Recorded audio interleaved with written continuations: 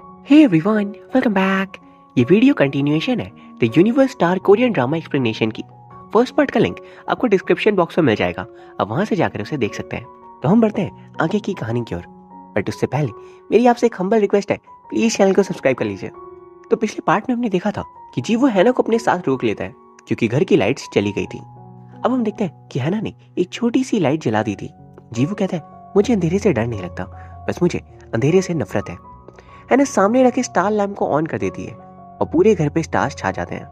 वो बहुत ज्यादा सुंदर लग रहे थे एंड वो जीवू से कहती है, अगर स्टार्स को देखना है तो हमें अंधेरे की जरूरत होती है। वो उसे उसकी मॉम की फोटो देती है एंड कहती है, दुनिया में हर एक चीज हम इसलिए नहीं करते कि वो हमें पसंद होती है, बल्कि कुछ चीजें हम दूसरों के लिए भी करते हैं। आज तुम्हारी मॉम जहां भी होंगी वो तुम्हें ऐसे हंसते मुस्कुराते देख बहुत खुश होंगी। फिर वो हैना के लिए एक प्यारा सा गाना गाने लगता है एंड अगली सुबह वो के से कहता है कि सेटअप लगा दो, मैं अब गाना गाना चाहता हूँ। फिर वो गार्डन में जाता है जहाँ हैना पप्पी के साथ खेल रही थी। वो उसके पास जाकर उसे हक कर लेता है एंड वो इतना खुश अपनी लाइफ में कभी भी नहीं हुआ था जितना अब वो हो गया था।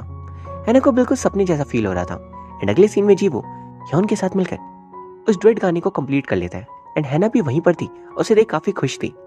अगले सीन में मैनेजर जीवो से कह रहे थे कि आज तुमने कमाल ही कर दिया, आखिर इतना अच्छा गाना तुमने लिख ही लिया। तभी के कहता है, इस गाने को लिख तो लिया है लेकिन इसके सारे इमोशंस फेक है, इनमें रियल इमोशंस नहीं है। मैनेजर कहता है, ये क्या बोल रहे हो तुम? के कहता है, एक्चुअली जीवो अपनी फैन गर्ल को नकली डेट कर रहा है ताकि वो गाने लिख सके। मैनेजर जीवो से पूछता है, क्या तुम उसे डेट करे हो? जीवो के बदले के जवाब देता है कि जीवो उसे डेट कैसे कर सकता है, वो सिर्फ एक नॉर्मल सी फैन है। मैनेजर कहता है, ऐसा है तो बहुत अच्छी बात है। वहीं पे ह्योन भी बैठी थी। वो कहती है, तुम्हारा स्टैंडर्ड बहुत ही लो निकला, मैंने ऐसा बिल्कुल नहीं सोचा था। एक फैन गर्ल को गर्लफ्रेंड बनाकर यूज करनी बहुत आसान होगा, तुम उसे जब चाहो बुला सकते हो। उसे कुछ समझ में नहीं आया होगा कि तुमने उसका यूज किया सिर्फ अपने काम के लिए। ये सारी बातें हैना सुन लेती है और वो उदास होकर चली जाती है। जीवू उसके पीछे जा रहा था कि तभी मैनेजर उसे रोकते हैं। जीवू गुस्से में आज की सारी रिकॉर्डिंग डिलीट कर देता है एंड कहता है, भूल जाओ कि आज कुछ भी रिकॉर्ड हुआ था। फिर वो हैना के पास आता है। वो बस स्टैंड पे बैठी थी एंड वो उसके पास जाकर बैठ जाता है। वो फिर उससे माफी मांगता है एंड कहता है, मैंने तुम्हें यूज तो किया है, उसके लिए प्लीज मुझे माफ कर दो। तुम जैसा मुझे समझती हो मैं वैसा बिल्कुल नहीं हूँ। मैं बहुत ही र्यूड एंड डरपोक किस्म का इंसान हूँ। मैं बिल्कुल भी अच्छा नहीं हूँ, मुझ में कुछ भी करने की हिम्मत नहीं है। हैना कहती है, तुम इतने बुरे नहीं हो जितना सोचते हो, तुम्हें बस अपनी अच्छाइयाँ दिखानी नहीं आती, तुम बस दूसरों से मिलने से डरते हो। जीवू उसके हाथों को पकड़कर उसे किस करने चाह रहा था कि तभी हैना को याद आता है कि किस करना भी उसके विश लिस्ट में था, लेकिन अभी वो एक और स्टार वेस्ट करना नहीं चाहती। तो वहां से तुरंत भाग जाती है एंड बस में चढ़ जाती है। बस से उतरने के बाद वो अपने हाथों में बिना स्टार्स देख रही थी। दूसरी तरफ जीवो सो नहीं पा रहा था एंड उसे बहुत एम्बैरेसिंग लग रहा था कि आज उसने कुछ गलत तो नहीं कर दिया। वो सोच ही रहा था, हैना तुमसे प्यार करती है, फिर वैसे भाग क्यों गई? एंड अगले दिन ये जीवो को बताता है कि मैनेजर ने डिसाइड किया है कि वो तुम पे केस कर सकते हैं। उन्हें डर है कि तुम उस लड़की को सच में डेट करने लगोगे और इस कारण से तुम्हारे काम पे असर हो सकता है। जीवो कहता है, अगर वो केस करेंगे तो हम भी उन पर केस कर देंगे, घबराने की जरूरत नहीं है। के पूछता है, आप अपने नए गाने का क्या करोगे? पिछले वाले को तो डिलीट कर दिया। जीवो को इस बार फीमेल वोकल्स के लिए हैना की जरूरत थी। मैनेजर कहता है, ये तुम कर क्या रहे हो? जीवो अपने गाने को गाने के लिए बोलता है हैना को। वो बहुत अच्छा गा रही थी एंड हैना ने इतने ज्यादा अच्छे से गाया था कि मैनेजर भी इंप्रेस हो जाते हैं। गाते हुए हैना को अपनी पिछली लाइफ की एक बात याद आती है और वह हैरान रह जाती है। एंड अगले सीन में वो सोल को बताती है कि उसे लगता है कि जिस दिन उसकी मौत हुई थी उस दिन उसे हॉस्पिटल पहुंचाने वाला जीवू ही था और इसीलिए सिर्फ जीवू ही उसे याद है। लेकिन आज उसे गाना गाते हुए ये बात याद आई कि उस दिन जीवू नहीं बल्कि मिस्टर गो ने हैना को हॉस्पिटल पहुंचाया था। उस दिन हैना जीवू के गाने को सुन रही थी, इसलिए उसने गलती से मिस्टर गो को जीवू इमेजिन कर लिया था। सोल फिर कहती है, लेकिन अब तो तुम सच में जीवू से प्यार करती हो, तुम उसके पीछे पागल थी, तुमने उसके बारे में सब कुछ पता लगा लिया, जबकि तुमने ये जानने की कोशिश भी नहीं की कि तुम खुद कौन हो, मरने से पहले तुम्हारी फैमिली कौन थी। हैना कहती है, ऐसा नहीं है कि मैं पता करना नहीं चाहती थी, बस मैं डरती थी क्या हो गया मैं कोई नोबडी निकली जिसका इस दुनिया में कोई हो ही ना, या जिसे कोई पसंद ही ना करता हूँ। अगली सीन में हम देखते हैं मिस्टर गो इंटरनेट पर 7 साल पहले वे उस एक्सीडेंट के बारे में सर्च कर रहे थे। इन्फॉर्मेशन अभी अभी यही बता रही थी कि हैना इस दुनिया में नहीं है। फिर वो हॉस्पिटल गए थे, उनकी पहचान की एक लेडी एडमिट थी इसलिए। दूसरी तरफ डॉक्टर युनसु से रिसेप्शनिस्ट कह रही थी, तुम्हें मिस्टर गो पसंद है ना? युनसु कहती है, ऐसा कुछ नहीं है। लेकिन तभी मिस्टर गो युनसु से बात करने आते हैं और उसे देख वो स्माइल करने लगती है। वो उसे फ्लावर्स देते हैं उसकी मॉम का अच्छे से ध्यान रखने के लिए। अब हम देखते हैं जीवू हैना से मिलना चाहता था, तो वो उसे मैसेज करता है कि अगर तुमने अभी मिलने से मना किया तो मैं तुम्हारा फोन ले लूंगा। हैना कहती है आज नहीं, कल मैं खुद तुम्हारे असिस्टेंट को आकर दे दूंगी। जीवू ये देख समझ नहीं पाता हैना कहना क्या चाहती है, तो वो उसके घर जाने लगता है उससे मिलने के लिए। दूसरी तरफ गो जब वापस आता है तो हैना उससे बात करती है कि तुमने मुझे ना पहचानने का नाटक क्यों किया। 7 साल पहले वो तुम थे जिसने हर वो कोशिश की ताकि मेरी जान बच सके। मैं उस समय तुम्हें थैंक्स नहीं बोल पाई, पर आज थैंक यू कहना चाहती हूँ। गो उसे हक कर लेता है, तभी वहां पे जीवू आता है। वो उन्हें दूर से देख वापस चला जाता है। हैना उससे पूछती है क्या तुम मुझे मेरे बारे में कुछ भी बता सकते हो, मैं कैसी थी और मेरी फैमिली कहाँ पर है। गो उसे कहता है मैं कल बता दूंगा। वो उसे एक जगह पे मिलने के लिए बुलाता है। अगली सुबह हैना जीवू के पास गई थी उसके दिए हुए फोन को लौटाने के लिए। जीवू का एक रेडियो स्टेशन में इंटरव्यू चल रहा था, लेकिन वो बिल्कुल भी इंटरेस्टेड नहीं था। तभी उसकी नजर हैना पे पड़ती है। वो बाहर जाता है एंड के उससे मिलकर बताता है कि हैना आई थी, उसने कहा कि तुम्हें अपना फोन वापस मांगा है, तो उसने इसे दे दिया। जीवू अपना फोन खोलकर देखता है तो उस पर लिखा हुआ था कि हैना को आज कहाँ जाना है। तो जीवू भी डिसाइड करता है कि वो भी वहां चला जाएगा। कि उसे कह रहा था तुम क्या सोच रहे हो, तुमने ये देखा तुम अब टॉप सेलिब्रिटी फिगर हो, हर जगह तुम्हारा ही नाम हो रहा है। दूसरी तो हम देखते हैं कि मिस्टर गो जो एक फायर फाइटर थे, वो एक इमरजेंसी सिचुएशन में फंस गए थे। वो जिस जगह गए थे वहां बहुत तेज आग लग गई थी। अगले सीन में जीवू हॉस्पिटल गया था डॉक्टर युनसू से मिलने। युनसू और जीवू बचपन के दोस्त थे। वो उसे कह रही थी अब तुम्हें इस दवाई को छोड़ देना चाहिए। वो उसे कहती है तुम्हारा नया गाना सचमुच कमाल का है, सच बताना तुम उस लड़की को डेट करे हो ना। जीवू हंसने लगता है एंड दूसरी तरफ हैना बैठी रह जाती है, लेकिन गो वहां पे नहीं आ पाता क्योंकि वो इमरजेंसी सिचुएशन में फंस गया था। वहीं फिर हॉस्पिटल पे इंजर्ड फायर फाइटर्स को देख युनसू घबरा जाती है कि मिस्टर गो ठीक तो है ना। पर तभी उसके सामने गो आता है जो बिल्कुल ठीक था। उसे ठीक देख उसके नम आंखें खुश हो जाती हैं।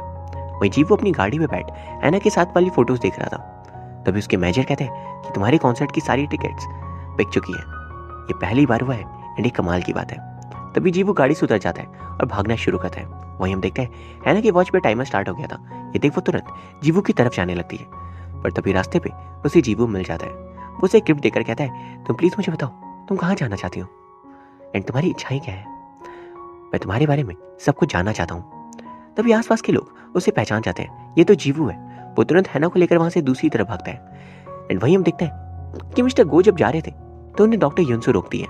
उनसे कहती है कि मुझे तुमसे आज बहुत जरूरी बात करनी है, अगर मैंने आज ये नहीं कहा तो शायद कभी नहीं कह पाऊंगी। वो कहती है मैं जानती हूँ कि हम दोनों में बहुत से डिफरेंसेस हैं, लेकिन मुझे तुम बहुत अच्छे लगते हो।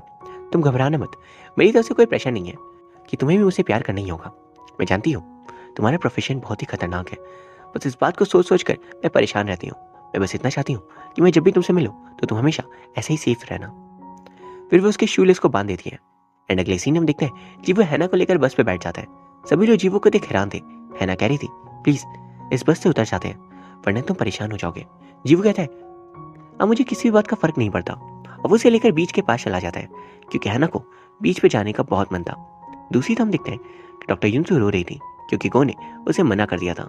गो कहता है क्या बहुत अच्छे हैं मिस युनसू, मैं आपको डिजर्व नहीं करता। युनसू कहती है मुझे आपके अंदर एक भी बुराई आज तक नहीं दिखी, फिर आप ऐसा क्यों कह रहे हो। वो कहता है आप मेरे बारे में कुछ नहीं जानती, प्लीज आप मुझसे प्यार मत करो। युनसू को जाता देख गो कहता है साहब एक बात का ध्यान रखना, स्मोकिंग करना छोड़ दो एंड स्लीपिंग पिल्स लेना भी। वहीं हम देखते हैं कि बीच के पास हैना और जीवू बहुत मजे करते हैं। मजे करते हुए शाम हो जाती है एंड वहां वो उसे बताता है कि जब से उसकी मॉम की डेथ हुई है उसके बाद से उसने कभी इतने मजे नहीं किए। जब वो छोटा था तो वो बहुत गरीब था, उसके फादर बिजी थे अपने काम में, और जब वो बड़ा हुआ तो वो और ज्यादा बिजी हो गए। उसे अपने फादर से बात किए भी बहुत ज्यादा समय हो चुका है। वो कहता है मैं सच में बहुत ही बुरा हूँ। हैना कहती है कई बार हमें ये नहीं पता होता कि हमारे अंदर क्या क्या अच्छी खूबियां हैं। कभी सोच कर देखो कितने लोग होंगे जिन्हें तुमने इंस्पायर किया होगा, मोटिवेट किया होगा सिर्फ अपने गानों से, अपने काम से।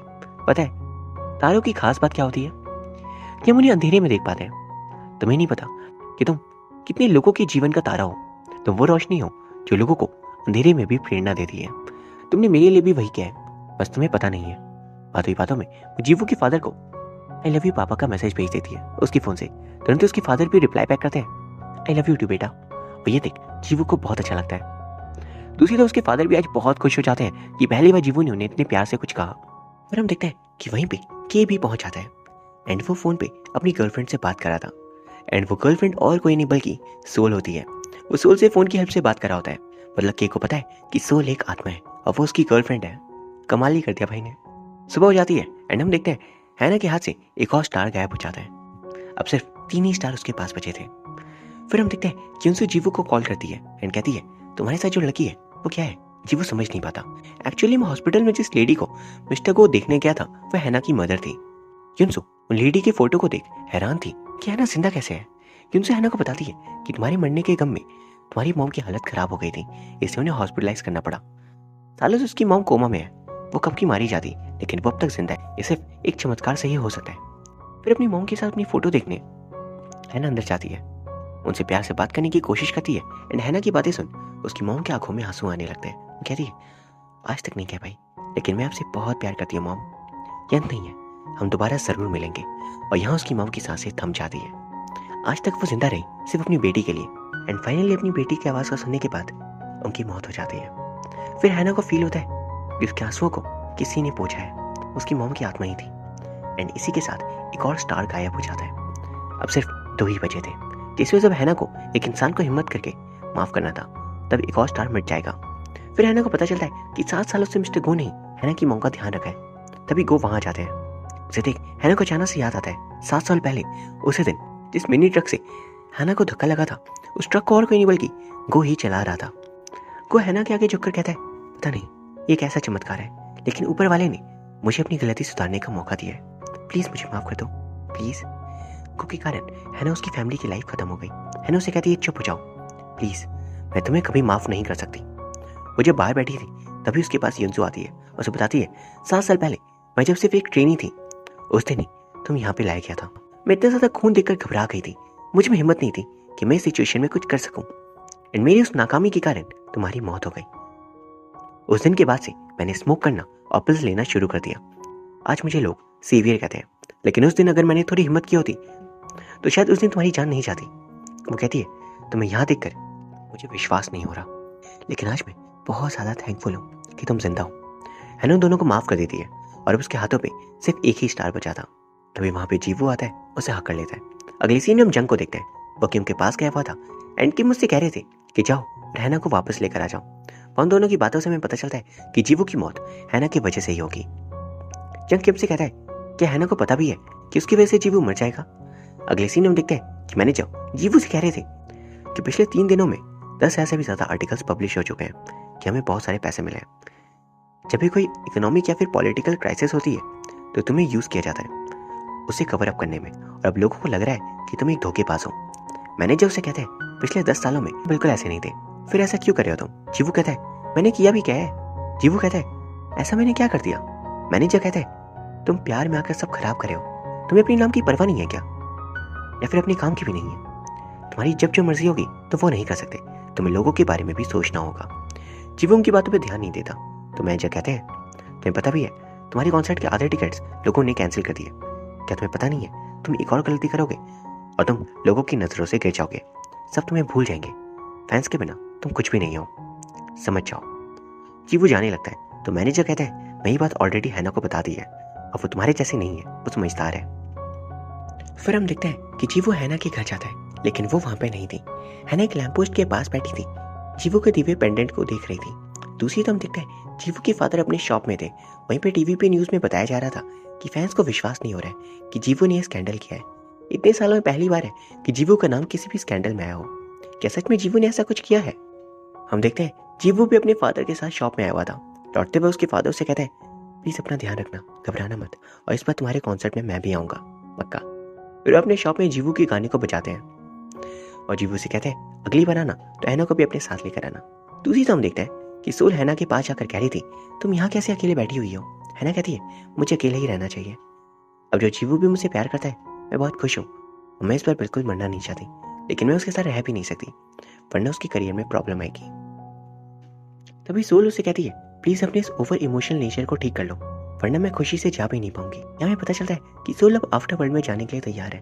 सोल इस बात के लिए बहुत रिग्रेट फील करती थी कि वो बहुत जल्दी मर गई बिना किसी से प्यार किए, लेकिन अब उसका ये अधूरा सपना पूरा हो गया है। अब वो बहुत खुश थी। वो बताती है कि उसके प्यार के साथ साथ एक बहुत अच्छी दोस्त भी मिल गई थी। वो कहती है तुम्हारे साथ रहकर मैं अपने अंदर के डिप्रेशन को भूल ही गई, मुझे अपने बॉयफ्रेंड से भी ज्यादा तुम्हारे साथ मजा आया क्योंकि तुम बहुत अच्छी हो। वो कहती है अब तुम्हें भी खुश हो जाना चाहिए क्योंकि तुमने एक इंसान को जीना सिखा दिया, तुम दोस्त नहीं हो बल्कि एक सितारा हो। फिर वो उसे जीवो के कॉन्सर्ट के टिकट्स देती है एंड कहती है प्लीज वहां पर जाओ।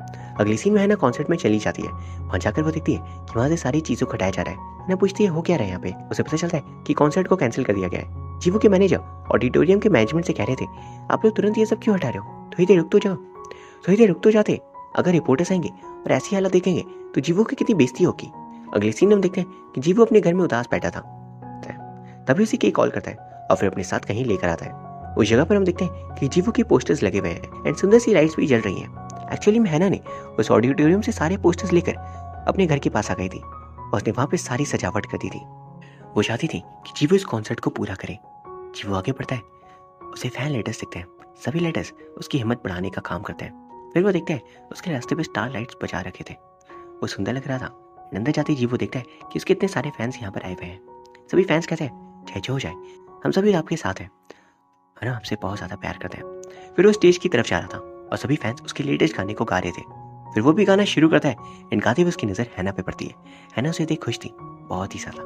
कुछ देर बाद हैना की नजर उसके बॉस पे पड़ती है, मतलब जीवो को किसी से खतरा है। साइड पे देखती है तो उसका एक फैन चाकू लेकर आया हुआ था उसे मारने के लिए। तभी हैना को दिखता है कि उस बंदे को जंग कंट्रोल कर रहा था। जंग कहता है तुमसे कहा गया था ना कि जीवो को मारना तय है, हम सभी कितनी भी कोशिश कर ले वो बच नहीं सकता। वो कहता है सिर्फ तुम्हारे कारण आज जीवो मरेगा। और फिर जंग हैना की तरफ बढ़ता है और अचानक से उसे ही मारने की कोशिश करता है, लेकिन तभी बीच में जीवो आ जाता है। नाइफ से उसे चोट लग जाती है। हैना कुछ नहीं कर पाती। इस वजह से जंग कह रहा था हैना के कारण ही जीवो मरेगा। फिर हम देखते हैं उसे हॉस्पिटल लेकर आया जाता है। वहां पे जीवो के फादर भी पहुंचते हैं एंड उनके पास सिर्फ जीवो ही बचा था फैमिली कहने के लिए। अगली सीन में हैना ब्रिज के ऊपर खड़ी थी। तभी जंग आकर उससे कहता है तुम सच में मरना चाहती हो, लेकिन इसका फायदा नहीं होगा, नहीं पता है ना, अभी तुम्हारे एक और काम बाकी है, तो तुम यहाँ से जंप कर भी जाओ तब भी जीवो के साथ आफ्टर वर्ल्ड नहीं जा पाओगी। हैना कहती है प्लीज उन लोगों से बात करो कि वो जीवो को बचा ले, मैं उसकी जगह मर जाऊंगी, बस उसे बचा लो। वो कहता है मैं ऐसा क्यों करूंगा, मैं ऐसा बिल्कुल नहीं करने वाला। हैना कहती है तुम्हारी बेटी, उसे मैंने बचाया था, उस दिन मैंने तुम्हें देखा था हॉस्पिटल उसे पकड़कर रोते हुए। फेमस नहीं है इसलिए आफ्टर लाइफ को उस पर ज्यादा इंटरेस्ट नहीं था, लेकिन तुम्हारे लिए वो लौटी थी, इसकी वजह से आज तुम यहाँ पर खुशी से हो। फिर हम देखते हैं हैना जब दोबारा जिंदा होती है तब वो जंग की बेटी से मिलती है और उसे बताती है कि तुम्हारे फादर एक बहुत ही अच्छे इंसान है, तुम्हारे फादर एक बहुत ही अच्छे इंसान है। हैना बताती है कि पता है तुम्हारी बेटी ने मुझसे क्या कहा था, उसने कहा था कि वो नहीं चाहती कि वो इतनी जल्दी मर जाए वरना उसकी मॉम अकेली पड़ जाएगी। जंग कहता है लेकिन अब मेरी बेटी के पास सिर्फ 7 साल ही बचे हैं, उसके बाद उसका समय पूरा हो जाएगा इस धरती पे। हैना कहती है क्या तुम इस बात से खुश हो जब उसकी लाइफ के शुरू होने का टाइम आएगा तब वो मर जाएगी, क्या तुम्हें दुख नहीं होगा, मैं उसकी जगह चली जाऊंगी। जंग कहता है तुम मेरी बेटी की जगह जाओगी। हैना कहती है हाँ। वो कहती है प्लीज मिस्टर किम से बात करो कि वो कुछ समय तो मुझे और जीवो को साथ रहने दे। जंग कहता है पता नहीं मिस्टर किम मानेंगे भी या नहीं, क्योंकि ऑर्डर डायरेक्ट हायर अथॉरिटी से आया है। हैना कहती है वो मान लेंगे क्योंकि मुझे अब सब कुछ याद आ चुका है। उनसे कहना कि मैंने उन्हें माफ कर दिया, मैं उन्हें बिल्कुल माफ नहीं करना चाहती हूँ, लेकिन मेरे पास और कोई चारा भी नहीं है। तभी हमें एक पास्ट का सीन दिखाया जाता है जब हैना मिस्टर गोर के घर पे थी तब उसकी नजर उसके फैमिली फोटो पे जाती है। मिस्टर किम और कोई नहीं बल्कि गो के फादर थे। 7 साल पहले मिस्टर किम की मौत के बाद गो ने काम करना शुरू कर दिया ताकि वो घर चला सके। मिस्टर किम उसे बिना देखे हमेशा उसके साथ रहते थे। एक दिन गाड़ी चलाते वक्त मिस्टर गो को नींद आ जाती है। उसका एक्सीडेंट होने वाला था, लेकिन किम उसे बचाने के लिए उसकी गाड़ी दूसरी तरफ मोड़ देते हैं और इस कारण से हैना का एक्सीडेंट हो जाता है, जिसकी वजह से हैना मारी जाती है। हैना का मरना लिखा नहीं था, लेकिन सिर्फ उनके सेल्फिश कारणों की वजह से हैना मारी जाती है। ग्रिम रीपर्स कभी भी इंसानों की लाइफ में इंटरफेयर नहीं करते, लेकिन किम ने कर दिया था और इस बात का गिल्टी मानकर वो हैना को एक जीवन दान देते हैं। हम देखते जंग किम की बेटी के पास गया था, उन्हें वो सब कुछ बताते हैं। किम कहते हैं मैंने अपनी बेटी की जगह उस लड़की को अपने साथ ले आया, इसलिए मैंने उसे जीवन दान दिया है। उसे सारी चीजें भूल कर दोबारा अपनी लाइफ पे ध्यान देना चाहिए, लेकिन वो है कि पूरी पागल है। जंग कहता है कि अगर आपकी ये बात बाहर गई कि आपने अपने बेटे को जिंदा बचाया, उसकी जगह एक दूसरी लड़की को मरवा दिया, ये मौत लिखी भी नहीं थी, तो आपकी जॉब जा सकती है। किम कहता है कि हैना धमकी दे रही है। कहता नहीं, उसने बस रिक्वेस्ट की है कि वो अपनी इस रिलेशनशिप को आगे बढ़ाना चाहती है, वो अपनी स्टोरी बस हैप्पीली एंड करना चाहती है, उसके बाद वो खुद वापस आ जाएगी। फिर अगले सीन हम देखते हैं हैना ने जंग से कहा था कि उस दिन मेरे साथ जो हुआ, मैं इसके लिए मिस्टर किम को दोषी नहीं मानती, मैं समझ सकती हूँ उन्होंने अपनी बेटी के लिए सब कुछ किया। ग्रिम रीपर्स भी आखिरकार कभी ना कभी इंसान रहे थे, उनके अंदर भी फीलिंग्स होती है। एंड अगले सीन हम देखते हैं कि हम डायरेक्टली हायर अथॉरिटी को मना कर देते हैं कि जीवो ऊपर नहीं आ सकता, अगर तो मैं इस जॉब को छोड़ दूंगा। वहीं हम देखते हैं जीवो ठीक हो गया था, होश में आकर वो अपने सामने हैना को देखता है और वो बहुत खुश हो जाता है। वहीं हम देखते हैं मिस्टर गो और युनसु को वो पहली बार उससे बात करते हुए मुस्कुरा रहे थे। ये देख किंसु भी खुश थी, को ने भी खुद को माफ कर दिया था। एंड अब हम देखते हैं कि हैना और जीवू शादी कर लेते हैं। वहाँ पे वो हैना के दिए हुए लेटर को पढ़ता है। एंड 7 साल पहले की बात है, हैना ने जीवू को लेटर लिखा था। उस समय वो उतना फेमस नहीं था, वो उसकी लाइफ का पहला फैन लेटर था। उसे पढ़कर और हैना के भेजे हुए गिफ्ट को देखकर वो उसे मिलने का डिसाइड करता है। फिर वो उसे कॉल कर पूछता है क्या मिल सकते हैं। उस दिन मरने से पहले हैना जीवू से ही मिलने जा रही थी, लेकिन मिस्टर किम के कारण वो कभी पहुंच नहीं पाती। अब हम देखते हैं कि वो दोनों अब साथ रहते हैं। एंड ऐसे ही 7 साल बीत जाते हैं। उनका भी एक बेटा भी था। वो तीनों बहुत खुशी से रहते थे एंड बीच में आकर बहुत मजे भी करते थे। अगले सीन हम देखते हैं कि वो तीनों अपने घर के गार्डन में खेल रहे थे, तभी एक एम्बुलेंस की आवाज सुनाई देती है। हम देखते हैं ये एम्बुलेंस और किसी का नहीं बल्कि जंग की बेटी का एक्सीडेंट का था। हैना को रियलाइज हो जाता है कि उसके जाने का वक्त आ चुका है। वो जीवू की तरफ स्माइल करते हुए देखती है। जीवू के आंसू नहीं रुकते। वो समझ आता है कि हैना को अब इस दुनिया से जाना होगा। तभी हैना के हाथ पे बनी आखिरी स्टार मिट जाती है। वो स्टार रिप्रेजेंट करता था and goodbye with no regrets, बिना किसी पछतावे के। हैना को अपनी लाइफ में जो चाहिए था वो सब कुछ उसे मिल गया। अब उसे किसी भी बात का रिग्रेट नहीं था। फिर हम देखते हैं कि जंग की बेटी की जान बच जाती है और हैना जाने लगती है। जाते वक्त वो एक पल को पीछे घूमती है और हमें देखकर एक हल्की सी स्माइल देती है। एंड इसी के साथ ये सुंदर कहानी खत्म हो जाती है। ये कहानी बहुत ही ज़्यादा इमोशनल थी, साथ ही बहुत ज़्यादा हार्ट टचिंग भी। मैं पूरी उम्मीद करता हूँ आपको ये कहानी पसंद आई होगी। और हाँ, देन प्लीज़ वीडियो को लाइक कर दीजिए। और अगर आपकी कोई भी सजेशंस हो तो कमेंट सेक्शन में बता सकते हो। एंड प्लीज़ आने वाली वीडियोस को देखने के लिए चैनल को भी सब्सक्राइब कर लीजिए। Thank you very much for watching. See you soon.